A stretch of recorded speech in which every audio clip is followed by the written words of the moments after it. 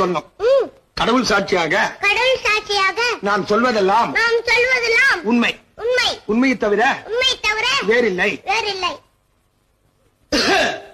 உன் பேர் என்ன? இவரோட எப்படி தெரியும்? கால் அடிபட்டு ஒழிஞ்சிட்டு இருந்தாரு. குழந்தைய பாக்கணும்னாரு.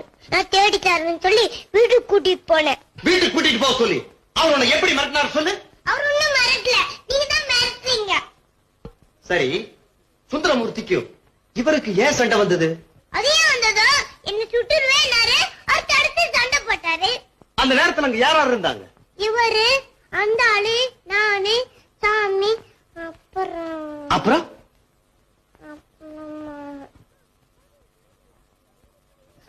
கோவில் செவுத்துல 2 பள்ளி இருந்தது. சண்டை போடுறப்ப மணி என்ன இருக்கு? என் கையில தான் வாட்ச் இல்லையே. யார் முதல்ல அடிச்சது? இவர் தானே? இல்ல, அந்த ஆளு.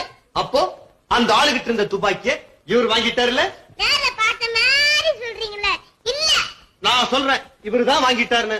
நீங்க சொல்லிட்டா நான் சொல்றேன் இவரு வாங்கிக்கவே இல்ல.